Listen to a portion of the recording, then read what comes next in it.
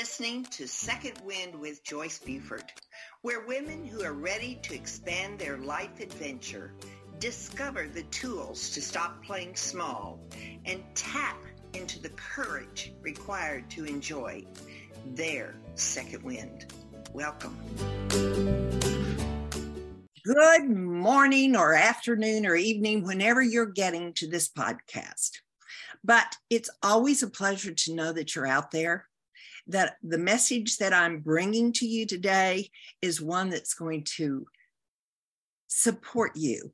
It's going to help you move through life with joy and happiness. So isn't that what life's about? Absolutely. But we don't always get it. We have a little frustration or a little hill that falls down and we have to climb up this hill. But anyway, let's get started because I'm thrilled to have my guest on this show today. It's Dr. Randall Bell. Now, Dr. Bell is a PhD, a socialist. Say it for me. It's not psychotic. Sociology. It's a socio-economist. Oh my gosh, you rolled it together.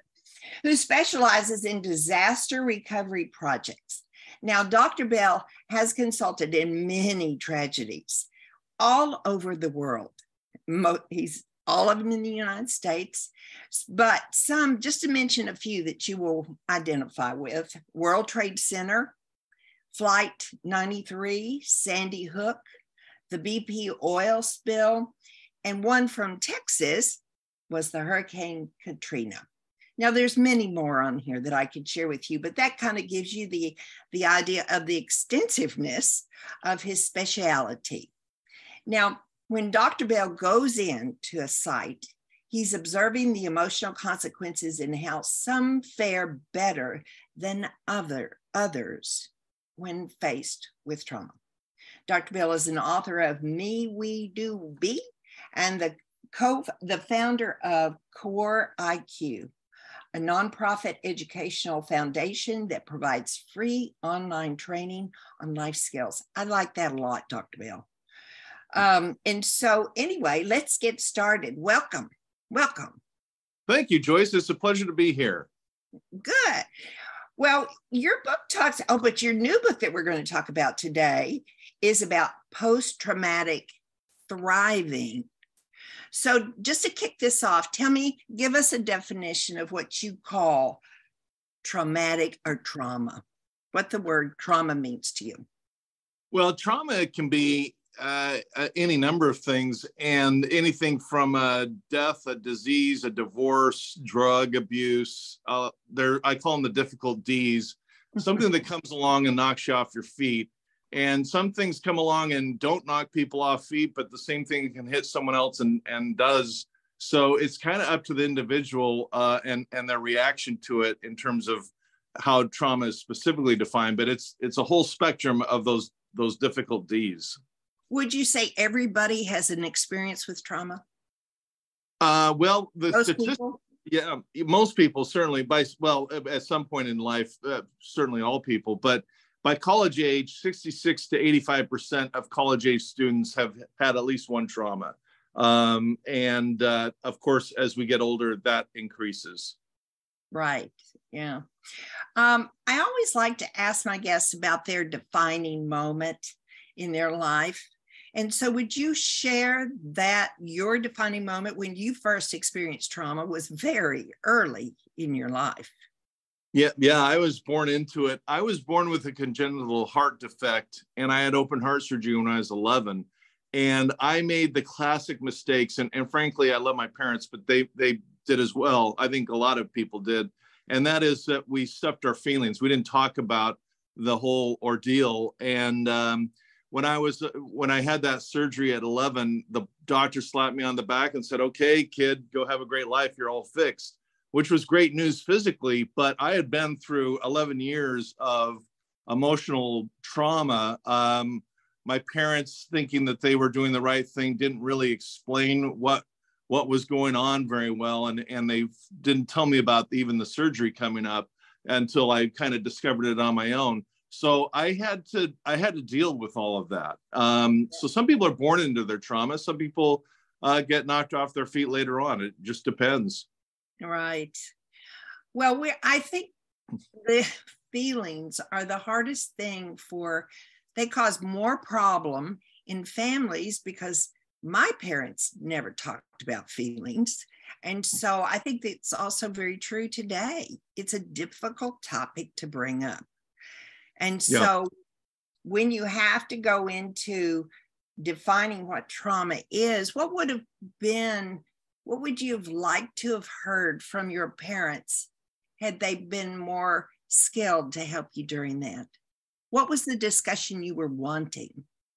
Yeah, the answer is really simple. It's one word, and the word is truth. Just tell the truth at an age appropriate basis. But you know, we can handle it. We can handle usually the truth, but it's the confusion, because I think even as a kid, deep down, I knew something was up, and I didn't feel like I knew what was going on, and that in and of itself is a problem. So just saying the reality, it's not gonna change anything, and just talking about it. In the book, we call it sitting in the fire, having those difficult conversations, but at the essence, we're just telling the truth. Right. Yeah. What are the stages of trauma? Well, there's 15 of them. The book has 15 chapters, but the first chapter is shock. That's where you, like, for example, I'll still, to this day, I remember exactly the scene when I found out I was going to have open heart surgery, and I was 10 years old. And so the shock is really important to understand, because what happens is the amygdala in the base of the brain secretes hormones and endorphins that triggers the adrenaline gland and cortisol and adrenaline. And that's the fight, flight, freeze response. This is all nature's way of protecting us from trauma. Yeah. And so in chapter 1, we talk not only about the shock, but we talk about physiologically what's going on, because it's easy to understand that what we're experiencing, while it's no fun, it's completely normal. And that's nature's way of protecting us from being overloaded. Yeah. Yeah. I'm looking at your book here, which is a great book. Why did you feel this book needed to write? You needed to write this book. Yeah, I think it was two reasons. One is I realized one day that I had this unique privilege of meeting the people behind the statistics of these major disasters we read about in the newspaper. I mean, you kind of mentioned them at the start of the show, and some of them, and I've worked on hundreds of these cases. And many times I become acquainted or even friends with my clients and the people I meet behind the statistics. And I also came across some statistics that led me to believe that unresolved trauma is the #1 problem in the world. It's not drug addiction. It's not alcoholism. It's not workaholism. Those are all symptoms. If we can educate people about trauma and what's going on, and we don't get this education in school. They don't even, in fact, they may even add to the trauma, but they certainly don't educate on these life skills. If we can educate on these life skills, we're going to have a better society. And if we don't change the world, at least we're going to change our world, and we're going to move through life more comfortably if we have these essential life skills. When you say add it to the school system, what would it look like to bring that into the school? Would it be a discussion group? Would it be a home economics, personal growth? How would it be targeted at? Probably. I think it would just be a class on what it is, trauma resolution, and it would talk about the shock and then the stages of denial and anger and bargaining and depression. Yeah. It would just have frank, honest conversations on what I call the dive stage, where you get knocked down. And then the part of the class would talk about getting back on your feet. That's where we confront the problem, sort it out, experiment with different options, leading to acceptance, leading to awareness. And then a chapter on the thriving stage, which is, there's 5 stages and 5 chapters there. But, to understand the process gives a human being a much better shot at a happy, successful life than just being in the dark about it all. Right. Yeah. Well, I'm thinking about my life as I'm asking some of these questions. And some people don't get the challenges. They're more protected. Now, I wasn't very protected in my life. I lived in small towns in Texas, and we just weren't exposed to some of the traumatic things that happen, like the horrible things that you have helped with over the years. But I really never had a traumatic experience until my divorce. Mm-hmm. Then I had a traumatic experience. And so it was so, there was no preparation. It was like, donk, it's here. And then the work starts and you don't know where to go. Yeah, exactly. And that kind of, a lot of people have kind of charmed or wonderful lives, and death, divorce, disease, all these things inevitably come along. And yet there are others. I have a podcast with Tanya Brown, who's Nicole Brown Simpson's sister, with the whole O.J. Simpson case. And we've had guests that were born into poverty and ate out of trash cans as children. And we've had others that had very charmed lives.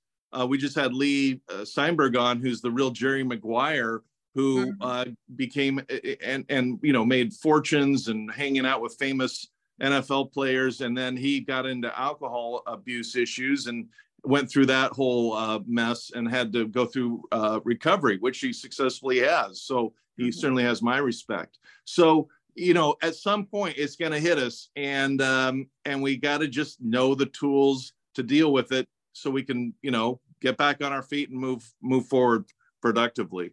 Yeah.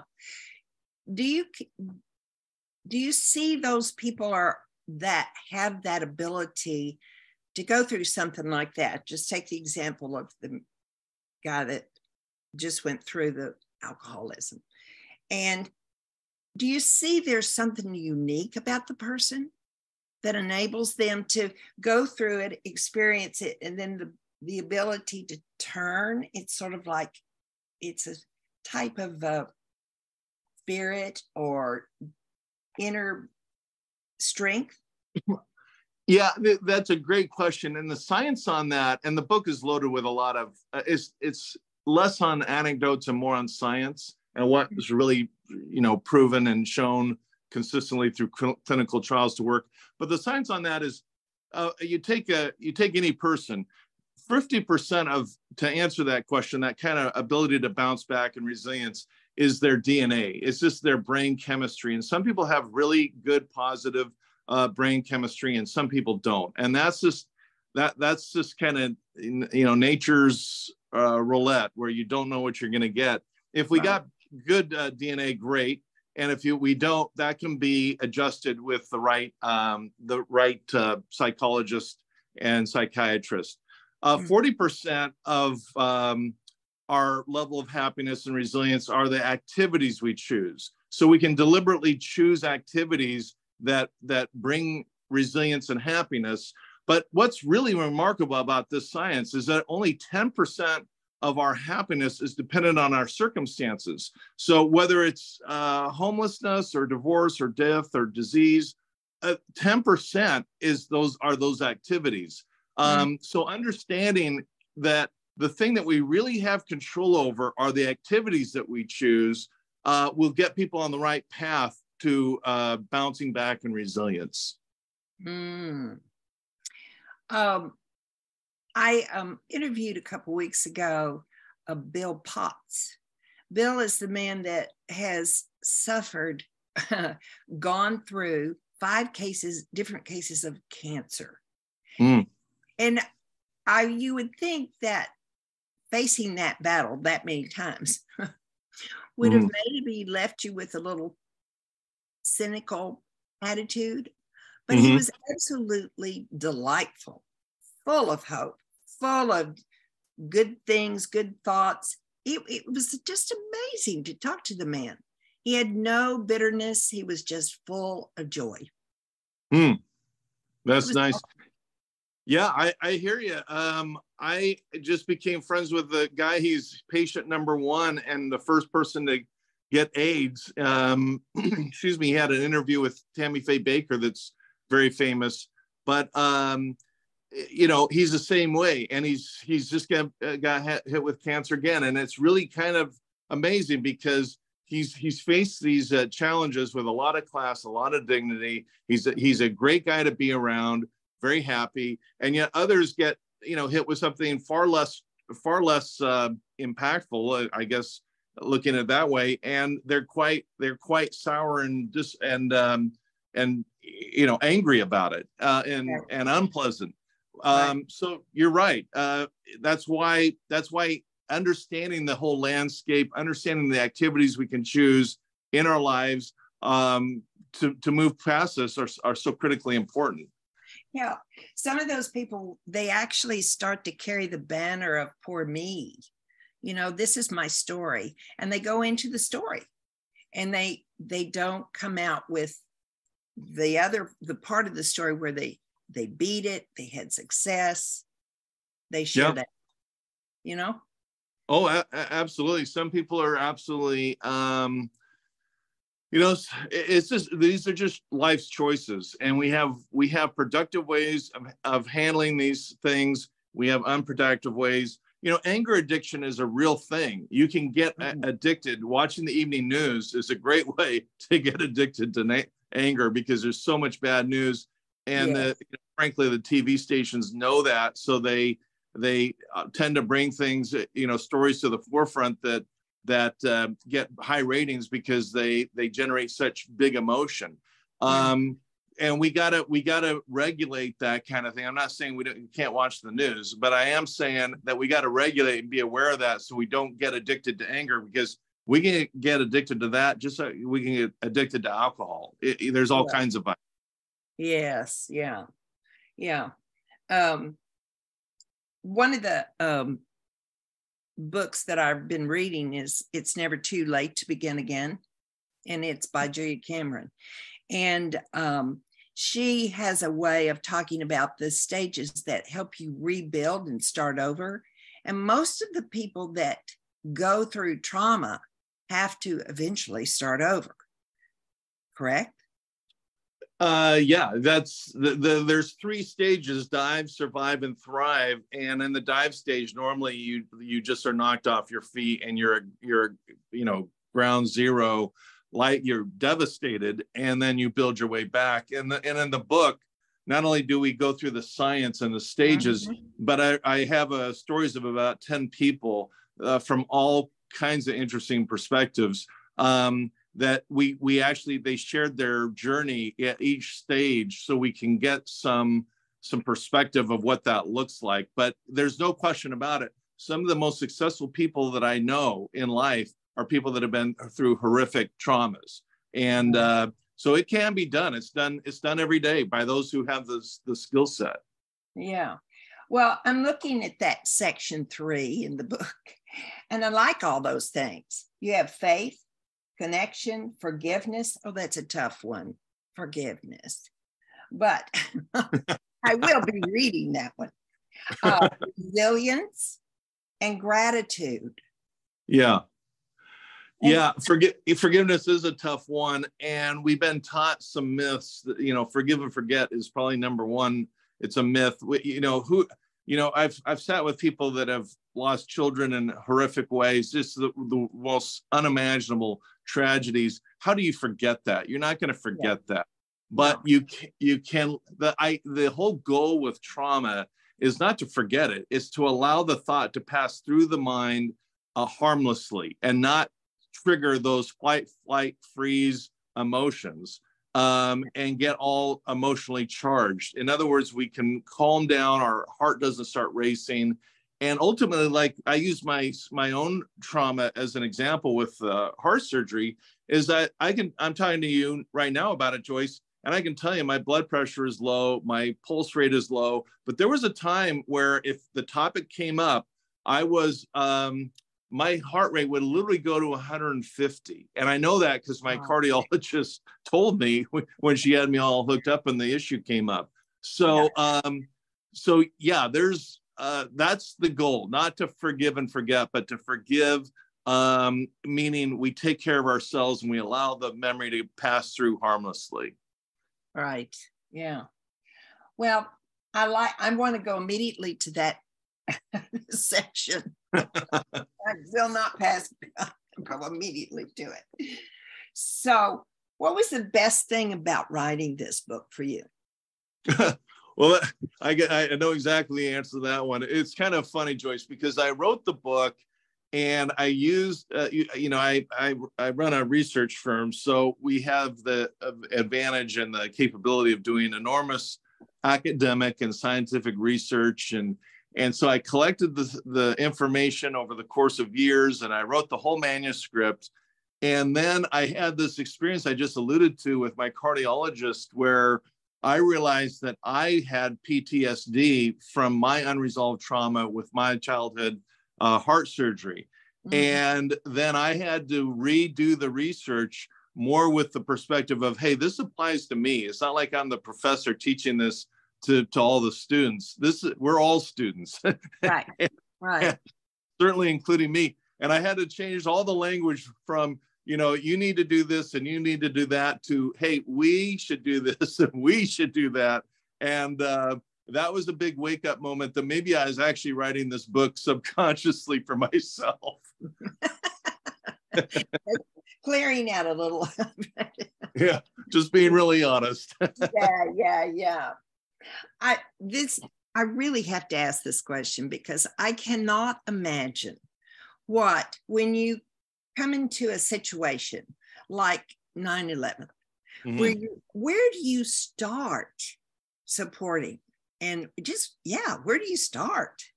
Well, I worked on 9/11, not just in New York, but I worked on the World Trade Center. I also worked on Flight 93 down in Pennsylvania, and they're just absolutely horrific sites. New York was interesting because 9/11 happened on a Tuesday, and coincidentally, I was giving a speech in New York the following Monday. Oh. So then less than a week away. And remarkably and surprisingly, the meeting went forward. The speech went forward. So after I gave my speech, I went down to ground zero, and it was utterly shocking when a young man came up to me with a flyer with a picture of his dad saying, have you seen my dad? Oh. And it just knocks you over. And little did I know that I was later going to get a phone call to work on the case. And so what I had to do is, and one of the big parts of the book is practicing self-care. And that applies to me, at these sites. And what I do is I kind of compartmentalize it. I just kind of focus on the job, and I put the emotions to the side. But when the job is done, then I kind of open that box up and deal with it. But you have to practice self-care. You have to know your limits. You need to be aware of it. And because of the career that I have dealing with disasters, I compensate it by doing a lot of skiing in the winter, going to the beach a lot in the summer. Mm-hmm. And so you got to be aware of your own situation and taking steps to compensate. And, I obviously have a pretty high threshold for trauma and mm-hmm. dealing with these situations productively, but you got to know your limits and you got to take good care of yourself. And there's all kinds of steps and ways to approach that, in the book. But you have a company behind you that goes in, correct? Yeah, we got a research team, and so there's a lot of support, and we do, a lot of fun things together. So yeah, we're dealing with heavy topics. We're always respectful of the people behind the statistics, because we deal with a lot of statistics. And we also, like I say, we practice self-care. Right. Yeah. But I still don't have the answer that I'm going for. Oh, okay. We'll try again. Okay. I just keep coming. I want to know, when you get on site, what is the first thing you do with your research? Do you Oh, yeah. say, go to this or that, or what? Well, that's kind of a funny, now that we're on in sync on that. A lot of people are surprised when they meet me because, you know, I've worked on all of these cases and I show up and I think they're surprised because I'm remarkably quiet. I'm not there with the answers and, you know, saying, do this, do that. What I'm doing is I am learning. I'm trying to absorb the situation. I'm trying to get all the facts and statistics and photographs and documents that are needed. But I'm also keenly observant. And because you just, you do a better job and have better results if you're teachable in those moments. And so, you know, you can go to one disaster, you know, in one state and a similar disaster in another state. And there's an entirely different reaction where one community is very harsh and angry and filing lawsuits and even protests. And you go to another community and it's just full of community spirit and love and compassion for neighbors and everything else. So it's really important to just kind of observe. And with the World Trade Center, going back to that, I simply sat down on a curb and just watched. I watched people's reactions. I watched the monks that were coming in from out of the other countries and they were offering prayers. I saw the workers and I observed the police. It's really important to just suspend all the prejudgments and all the prejudice and just observe. And after you observe, what happens?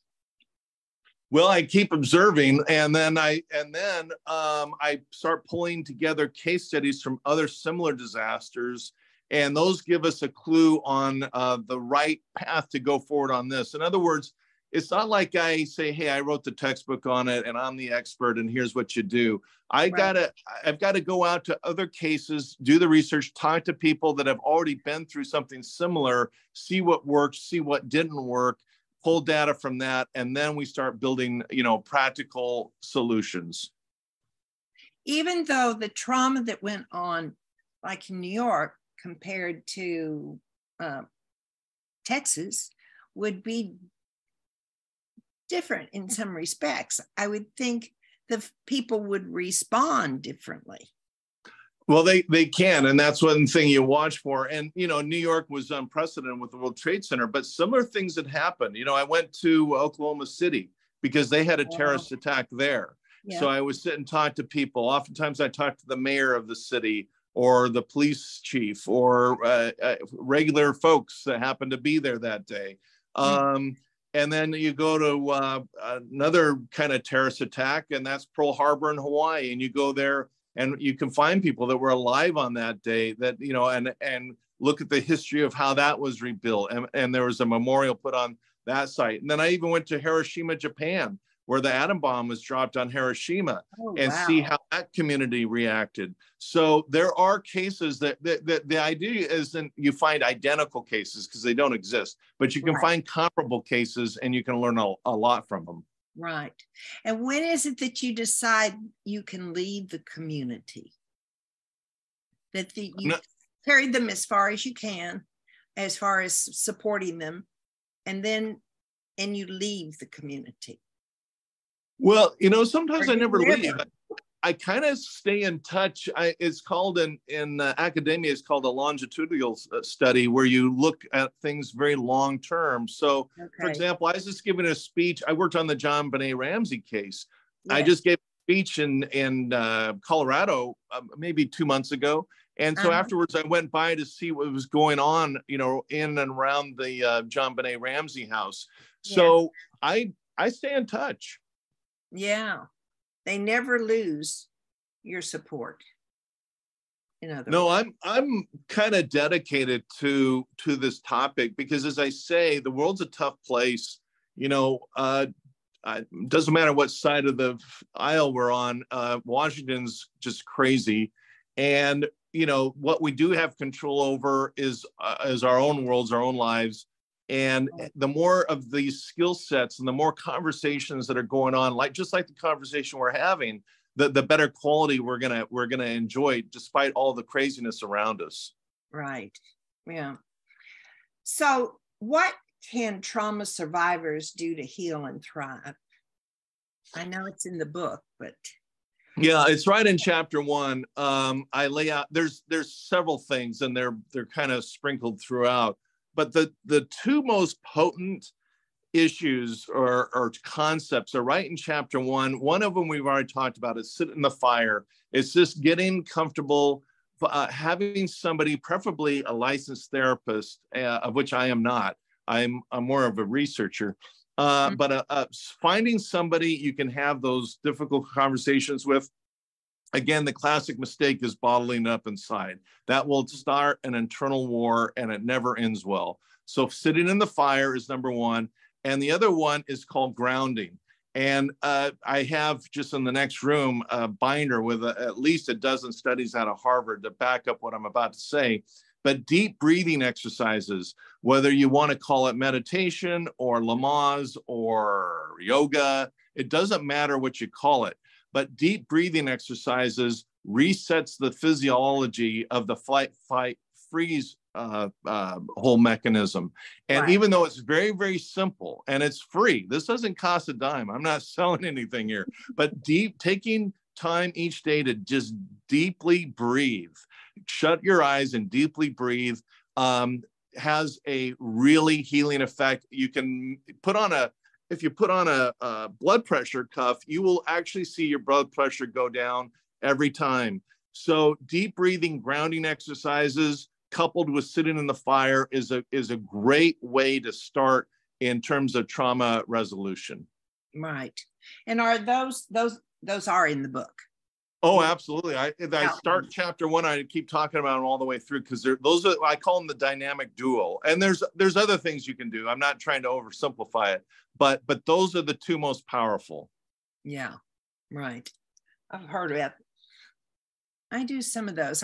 Meditation. You do that? Oh, absolutely. Too hard to do that.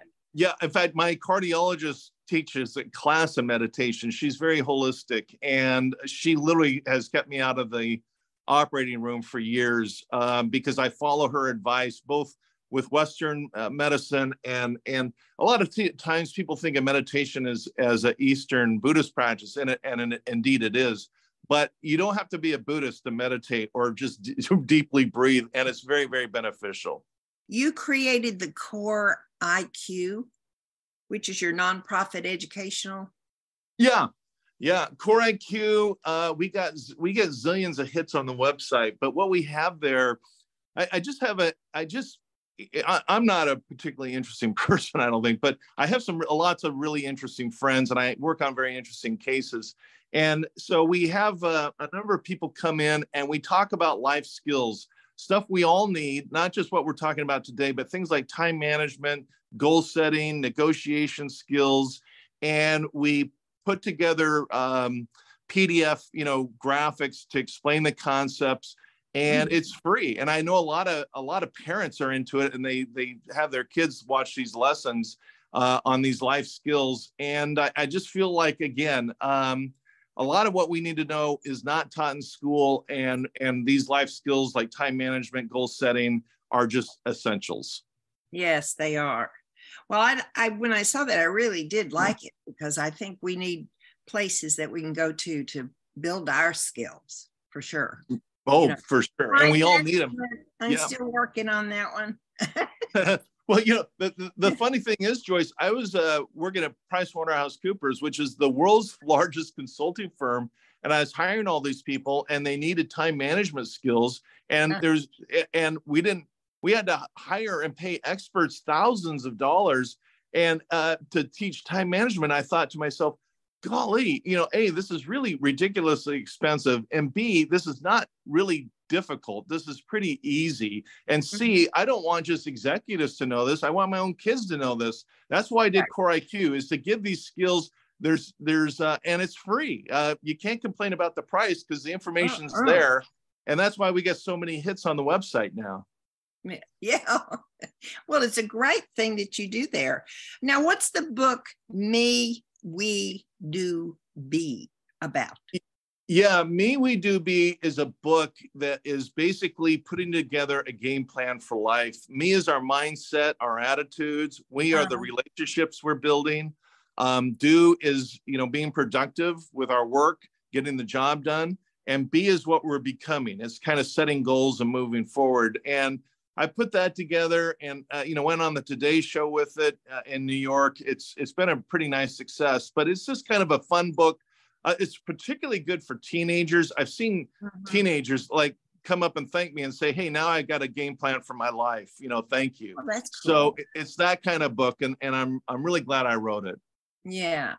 When was that released? That one came out, I'm guessing, about 5-6 years ago, but it's kind of an evergreen title. It just keeps going. Right. Yeah. It's got the base. And you're a talk show host.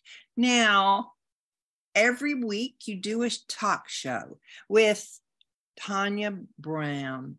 That was a disaster there, wasn't it? Yeah, no kidding. Yeah, Tanya's terrific. I knew her parents. Denise is moved on with her life. Tanya's we were having lunch one day and she said, "Let's do a podcast." And if I say I'm going to do it, I'm going to do it. And we've just finished our first season. The title is the same as the book, Post-Traumatic Thriving. And, Tanya knows everyone. And, we've had we had Jesse Bettafuco, we remember that whole disaster. And so we got a rock star coming in next week. So, we have some really interesting people and that would have really been through horrific trauma, even though on the outside and the newspapers, they look like they have these charmed, wonderful lives. What's really going on sometimes is like any other person is going on, and seeing how they work through it, kind of inspires us all. Yeah. Without the camera on them, that's an advantage that we have in private life, little life, that I say that we have time to work it out without all that publicity. So going forward, is there anything else that you'd like to share about your book? We purposely put it on Amazon, the Kindle version, for 99 cents. I'm not trying to build I already have a business. So this is more just a way of saying, hey, I've had these interesting cases. I've met some interesting people, and I'm at retirement age, but I don't think I'm really too anxious to retire.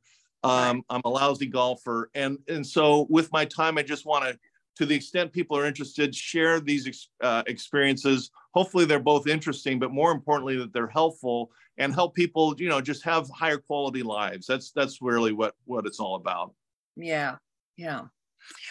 Well, I have two questions that I'd like. We're coming to the end of the show time, but I have these two questions that I ask all my guests. They're new, and my word for this year is joy, and that's the result from the Cameron book that I just mentioned. So, are you willing to play? Let's play. So it is all around joy. So tell me a story when you felt pure joy. Well, that's the easiest question I've ever been asked, because I just had another big dose last week when my first grandson was born.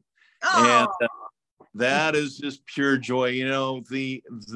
Just being a dad, being a grandpa now, being around my granddaughter who's 2, seeing her take all her gifts and stickers that the hospital gave her and give them to her brother. That's joy. It's so sweet. Oh, you just want to hug them to death. Okay. You did great on that one. The next one, 3 tips to create more joy in your life, in one's life. Yeah, I'm gonna go with the dive, survive, thrive thing. And in the dive stage, the best thing to do to create joy is when we get hit with a challenge in life, understand the emotions we're feeling are completely normal.